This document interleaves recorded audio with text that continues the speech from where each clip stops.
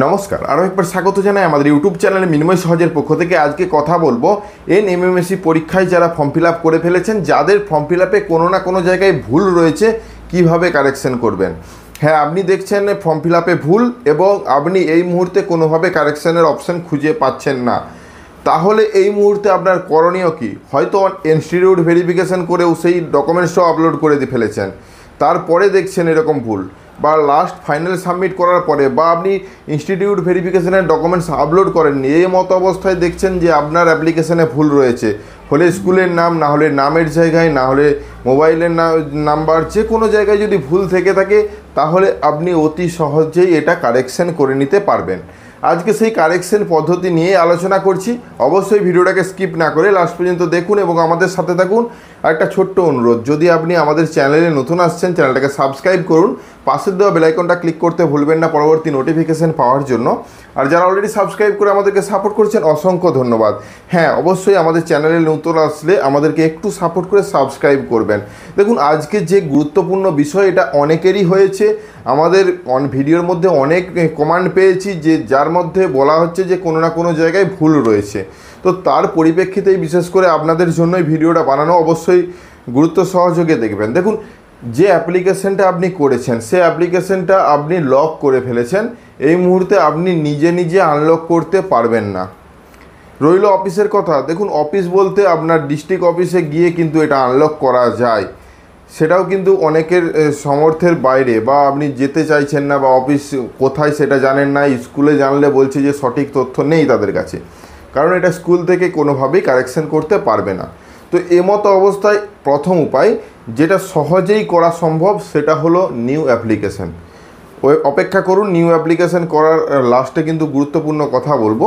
তো নিউ অ্যাপ্লিকেশনের কথা বলে রাখি, নূতন আবেদন করতে গেলে যেহেতু ব্যক্তি অলরেডি অ্যাপ্লিকেশন করে ফেলেছে, সেহেতু অলরেডি এক্সিস্ট দেখাতে পারে, সেক্ষেত্রে সমস্যা হতে পারে। সেজন্য ইমেল আইডি এবং মোবাইল নম্বর পরিবর্তন করে দেখুন নিউ অ্যাপ্লিকেশন হচ্ছে কি না। যদি রেজিস্ট্রেশন হয়ে যায়, তাহলে জানবেন আপনি অ্যাপ্লিকেশনটা সঠিকভাবে পুনরায় আবার রিসাবমিট করতে পারেন। যদি এই পদ্ধতি অনুসরণ করে আপনার কমপ্লিট হয়ে যায় তো ভালো। আর যারা অ্যাপ্লিকেশন সাবমিট করে ফেলেছেন, যারা ভাবছেন যে রিসাবমিট আমি করতে চাইছি না, তাদের জন্য বলে রাখি, দেখুন এটা প্রতি বছরই হয়ে থাকে, অর্থাৎ এবছর নয়, প্রতি বছরই হয়ে থাকে। যে আপনি যে সাবমিট করলেন সমস্ত ডকুমেন্টসগুলো, সেগুলো কিন্তু ভেরিফাই হয়।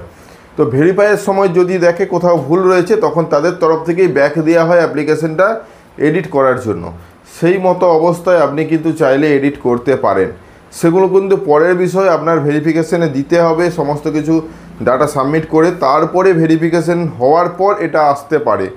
যদি সে অবস্থায় যদি লাস্ট ডেট পেরিয়ে যায়, সেক্ষেত্রে কিন্তু সমস্যায় পড়তে পারেন। তো লাস্ট ডেট পেরিয়ে গেলেও কিন্তু এডিটিংয়ের অপশান চালু থাকে। যাই হোক, এটা কিন্তু আমি বলছি, এটা 50% ধরে রাখুন। প্রতি বছর হয়, এবছরও যে হবে তার মানে নেই। এটা আমরা দেখেছি প্রতি বছর, তাই আপনাদেরকে বলছি। দ্বিতীয়ত, অবশ্যই করে নেওয়া ভালো নূতনের অ্যাপ্লিকেশান, কারণ নূতন করে যদি অ্যাপ্লিকেশান আপনি সাবমিট করতে পারেন, তাহলে সেই অ্যাপ্লিকেশানটা 100% চান্স আছে অ্যাকসেপ্ট করে নেওয়া। রইল অ্যাকসেপ্ট করার বিষয়। আপনি তো অ্যাপ্লিকেশন করে দিয়েছেন, ফর্ম ফিল আপ করে দিয়েছেন, তাহলেই কিন্তু আপনার ফর্ম ফিল আপটা সাবমিট হচ্ছে না।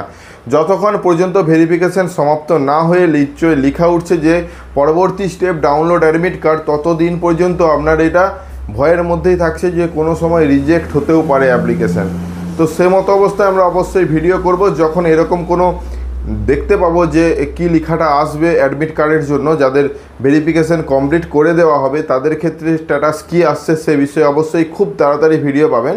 তো আজকে শুধুমাত্র যাদের অ্যাপ্লিকেশানটাকে ভুল বলে মনে হচ্ছে, এই মুহূর্তে আপনার করণীয়, আপনার কাছে সমস্ত ডকুমেন্টস রয়েছে, পুনরায় আবার নতুন ইমেল আইডি, নতুন মোবাইল নম্বর দিয়ে আপলোড করুন, বা সাবমিট করুন, বা পুনরায় একটা নতুন অ্যাপ্লিকেশান সমাপ্ত করুন। তাহলেই দেখবেন আপনার যে সমস্যাটি ছিল তার সমাধান পেয়ে গেছেন, এবং আপনার পুরনো অ্যাপ্লিকেশন এমনি বাতিল হয়ে যাবে, যেহেতু তাতে ভুল ডাটা আপনি সাবমিট করেছেন। যাই হোক, আজকের বিষয়টা বুঝতে পেরেছেন। আমরা যে কথাটা বলছি, এটা শুধুমাত্র আপনি অ্যাপ্লাই করুন, অবশ্যই করুন। তাছাড়াও আপনি স্যারদের সাথে বা অন্যান্য যারা এই ডিপার্টমেন্টের সাথে যুক্ত রয়েছে, তাদের সাথে অবশ্যই যোগাযোগ করবেন। কারণ অনেক ক্ষেত্রে এরকম হয় যে রিসাবমিট করতে গিয়ে দেখা যায় যে সাবমিট ঠিকঠাকভাবে হচ্ছে না, বা ডুপ্লিকেট অ্যাপ্লিকেশান শো করছে, সেক্ষেত্রে কিন্তু অবশ্যই সমস্যায় পড়তে পারেন। তো সমস্যার কথাগুলো মাথায় রেখে অবশ্যই 10 জনের কথা ভেবে আরও চারিদিক থেকে পর্যালোচনা করুন, তারপরে কিন্তু অ্যাপ্লিকেশনটা করবেন। যে আমরা বলছি মানে আপনি নতুন করে আবার পুনরায় অ্যাপ্লিকেশন করে দিলেন, সেটা কিন্তু পরবর্তীতে আপনি বিপদে পড়বেন, তখন কিন্তু অসুবিধায় পড়তে পারেন আপনি। তো যাই হোক, আজকের ভিডিওটা এই পর্যন্তই ছিল। যাদের অ্যাপ্লিকেশানে ভুল ছিল তারা কিভাবে কারেকশন করবেন, কারণ আপনারা প্রত্যেকেই চিন্তিত রয়েছেন এই স্কলারশিপটি বিষয়ে। তাদের জন্যই বিশেষ করে প্রথম পরীক্ষা দিচ্ছে আপনার ক্যান্ডিডেট, তো তার কথা মাথায় রেখেই কিন্তু ভিডিওটা আপনাদের সামনে নিয়ে আসলাম। যদি ভিডিওটা ভালো লাগে লাইক এবং শেয়ার করবেন। আমাদের চ্যানেলে নতুন হলে চ্যানেলটাকে সাবস্ক্রাইব করুন, পাশের দেওয়া বেল আইকনটা ক্লিক করতে ভুলবেন না পরবর্তী নোটিফিকেশান পাওয়ার জন্য। আর যারা অলরেডি সাবস্ক্রাইব করে আমাদেরকে সাপোর্ট করছেন, অসংখ্য ধন্যবাদ। এভাবেই পাশে থাকবেন। দেখা হচ্ছে নতুন কোনো ভিডিও নিয়ে। ধন্যবাদ।